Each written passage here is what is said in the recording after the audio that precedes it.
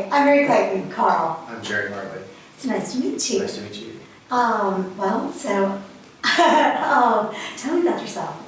I was going to ask you first. Well, I grew up and was born near Birmingham, Alabama. Went to college at the University of Virginia. I went off as a chemical engineer and worked throughout the world, going to Japan and Germany and different places. Ended up living in Germany for 5 years, and then after all that, finally moved back to Birmingham about, I guess it's been 10 years ago now. And after a couple of years, realized that Birmingham was missing something that almost the rest of the world had, which was craft beer and good quality beer. So I started a restaurant here in town that had really good food and also incorporated craft beer into the mix. Problem was at that time that craft beer had a big problem in that it was limited to 6% alcohol by volume. So before I even bought the restaurant, I was part of an organization called Free the Hops, and we worked to change the beer laws in this state, and have done several changes that have really helped the beer culture in Alabama. So. You know a lot of people who love you for that. I hope so. So the name of your place? It's the J. Clyde. The J. Clyde. I've J. Clyde. spent many a night at the bar. And the food is really good too. It's What about a you? good place. Well, I grew up in Opelika, Alabama, and ultimately moved here in 10th grade. Perfect time to move. Especially, I actually came from an all-girls school in Chattanooga. I thought I'd really died going straight to hell, but anyway, I love Birmingham, and but anyway, so I guess when I graduated from Alabama and I came back and I worked for Southern Accents magazine and loved it, and had the opportunity to move abroad as well. And so I jumped on that and I moved to Paris and I worked for Harper's Bazaar in Town and Country, and it was very Sabrina-esque. I didn't have a friend, I didn't know how to speak the language, but at least I was smart enough to go take the opportunity and do it. And so it was fantastic, and ultimately I kind of moved I did move back to the States, and I moved to DC where I worked for a commercial photographer. And in the meantime, with all of this, I was a photography major, but what I learned at Southern Accents is there's this whole world called styling. And I was like, wait a second. That's the fun part of the job, is making it all look pretty. I want to do that, not the technical side. So ultimately, I always was trying to kind of get back to that. And so I ended up moving to New Orleans and back to DC and then Savannah. And finally, it'll be 5 years in August, I moved back to Birmingham for a job. And I was so astounded how much work is here, how progressive it's gotten, and people like you who have moved back too, that are making changes that you've seen, you've taken from your experiences elsewhere, and so that's my story. It's really cool, actually. You and I have kind of similar things where we moved to different places. I went to the University of Virginia for college, which is right up near DC, and when I moved to Europe, when I moved to Germany, I lived there for 5 years. Well, I was about a 4-hour drive from Paris. And I had heard horror stories about Parisians and just how they were so obnoxious and everything else. And I can't tell you how polite and then they were. As long as you try to speak their language, give it a shot. I mean, you can't butcher it, but yeah. give it a really good attempt. They're going to be nice to you. And so Paris became really one of my favorite places to go to. I loved it over there. It's just beautiful. It is, and you're right. They as long as you give it a shot. Where were you in Germany? I lived in Austria for a while too. In Heidelberg, which is about an hour and a half south of Frankfurt, like I say 4 hours east of Paris. Prague was another 4-hour drive east, and I love Prague. Prague's like a mini little Paris, a little bit easier to get around, a little bit more antique-ish kind of feel to it. But I loved it over there. And so when I came back here, I'm kind of like you. I went to a small high school here in town, and so when I came back, my high school had about 45 kids that I went to school in high school with, my graduating class. Where'd you go to high school? It's part of Shades Valley. Okay, sure. It was a high school over in Homewood. Okay. And it's now moved up in Irondale over off Grantsville Road, but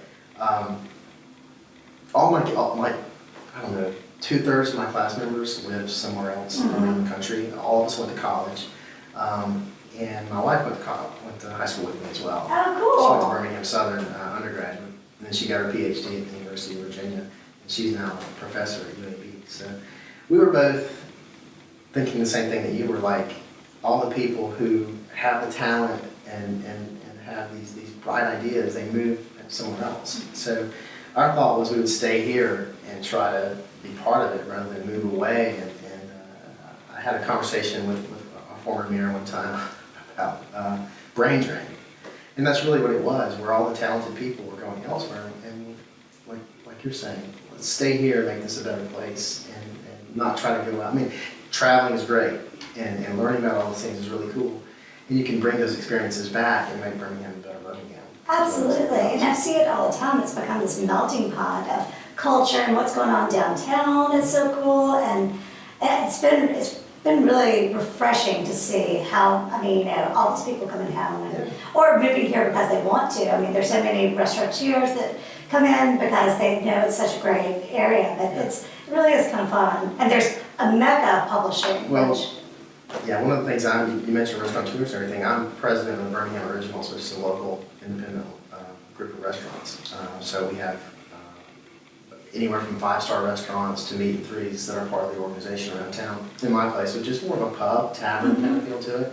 Like I said, we try to have great food, craft beer, craft food, but really, it's a food town. Yeah. I mean, we have a good reputation here in terms of, we have 3 James Beard Award-winning organizations, Frank Stead, Chris Hastings, and the Bright Star and Bessemer. And not many cities of our size can say that they have that. But you look at some of the things that have happened in the past 5 to 8 years, like Regents Field coming downtown, Railroad Park, they're building a rotary trail right over here on First Avenue. Yeah. I think it's a lot of really exciting things going on. There is, and Chris is actually opening up a new restaurant right by, let me back up. So I moved here for a job, and then I went freelance as a photo stylist, which, like I said, mecca of work. And so it's been great. Well, in the last year, I opened up a prop shop South. It's where people can rent props from me and surfaces, and then it's a studio too that you can rent. So it's a photo studio, but you have all the things, the plates, the dishes, the linens, all that kind of stuff that we go and shop for, or we call in from New York. You can get it here and you can rent it. So, advertising agencies to, magazines, anybody who needs something. Plus people who just use them for parties. So that's been great, and our studio has been wonderful, and photographers can come in from out of town and just rent our grub and shoot there, and they have pop-up dinners there now. But so that's been going really well. We are planning to expand that and kind of get a bigger studio. But we just opened up a pop-up shop at Pepper Place, and that's where Chris's new restaurant's going, and talking about the Rotary Trail and all that. It's so fun to see an area that I've known well just because of the farmers market. Yeah. Now it's blowing up and becoming its own destination. So we decided February 5th was our opening day, and we have an open house from 5 to 8, and it was the Dead Fingers play, and the idea was to bring in designers that aren't in Birmingham now, and hopefully let them see kind of a litmus test and see how they work, and if they do well, perhaps do a retail spot at Pepper Place and really make it into a destination, because you have the restaurants and then you've got the market, and so to make it into like I said, a destination where there's more retail, there's more, but so it's fun. You have to come. We're also doing and all of the vendors there are going to do the first Thursdays of the month, stay open late, have music, have all that, and so it's fun. That was another thing, bringing in things that we used to do, and downtown they've got the art crawl, so it's it's all that fun stuff kind of together. Yeah, no, I'm surprised at the level of people have embraced craft beer in this town. It's been amazing. You look, when I started the restaurant in 2007, there was one brewery in the state. It was in Huntsville. He went out of business a year later. Yeah, and Good People opened about a year and a half after we started, And now, you look across town, we have 4 breweries in the town, we have 37 breweries in the state. So it's been an explosion in the past, 7 to 8 years for craft beer. But we get approached by people all the time trying to do silent auctions or support different events. And one of the things that I'm really proud to be a part of is the Moss Rock Festival, which is art out in Hoover at the Preserve out there. Oh, cool. And they also do art walk and just all the different art. And it's surprising to see the music culture and the art culture in this town. It's really amazing, and it's kind of underground until you get involved in it and you see how alive it is. Really, it's really cool. It's not just a Birmingham thing; it's almost a statewide thing. I mean, because re-exploring, where you're from, it's been pretty interesting to see what's going on in Waverly, Alabama. I don't know if you're familiar with Scott Peak in Standard Design. He's one of the designers we have currently at the space, but I grew up in Opelika. I never went to Waverly. I didn't know anything existed in Waverly. And so my fiance, when we were figuring out this whole thing, he was like, oh my gosh, I've known Scott for 20 years. He's in printmaking. He does one-of-a-kind screen prints from, people from U2 to, Alabama Shakes, all, across the board. And so turns out you can go down to his shop. Rob McDaniel from Springhouse will cook like a home-cooked meal, and then there's a one-room like schoolhouse where they have these amazing shows that's like $15, and you just see this music that before it blows up, and here it is in Waverly, Alabama. And I mean, so I just think as a whole, it's really interesting what's coming. But craft beer really has been a wonderful thing for. Well, it's one of my passions, and there's just so much variety in it, kind of like art, I guess. When a brewer starts to put a beer together, I mean, there's 4 basic ingredients they can use. You've got hops, water, malt, and yeast, and there's tons of variety, many different varieties within those 4 different things.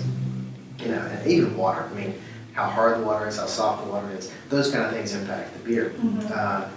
And so, we really have artists here in town now who are creating those kind of things for you, just like the food. I mean, food too, you look at all the delicious food out there, you're mentioning Chris, and I mean, there's great chefs, you got George Rice up at Ocean 26. Mm-hmm. There's just tons of talent in this town, and we're really, we take it for granted, I think, a lot of times. And part of the mission of the Birmingham Originals is to get people refocused back on local. You look across the country, with what Whole Foods does, and some of these companies, they capitalize on being local. Mm-hmm. And the Birmingham Originals was local before local was cool, really, think about it. So. Well, and that's obviously near and dear to everybody at Pepper Place having the market there. So and this actually happens to be the 15th anniversary of the farmers market. Okay. And so it's getting bigger and better, and it's going to have the makers there as well as the farmers.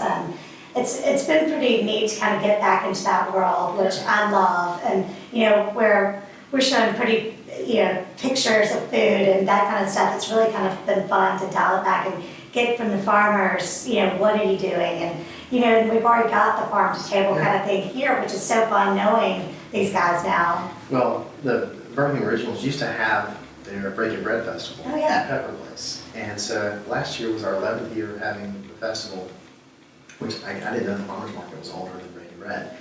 But we moved to Railroad Park 3 years ago because we had outgrown Pepper Place. Mm-hmm. But the thing about it was just really a cool place to have it, just the setting there. Yeah. If we hadn't gotten big, which you always want to grow, we'd still be down there. But Railroad Park also itself is just a great venue to have for the festival. So. What Birmingham's doing as far as that corridor, I mean, that's having it all kind of connected. That makes us into a bigger and better city. It makes it more pedestrian, where you really can walk to all these things and safe. And I think it's great for everybody. I run. I've been running a lot. So, and I live over in Southside, and my restaurant's on the South Side. My restaurant's 3 blocks from my house. And so I'm big. When I moved back from Germany, that was one of the things I really wanted to do, was be able to walk and not have to drive anywhere if I didn't have to. And I wish we had more streetcars, or I wish we had streetcars. Yeah. But I wish we had a better public transportation system. It's one of the things I really wanted to have here in Birmingham. But in my running, I know how far you can run around this town. And it's really kind of quite, consolidated. Mm-hmm. because I can run to Good People, to Cahaba, to Trim Tab, to Avondale.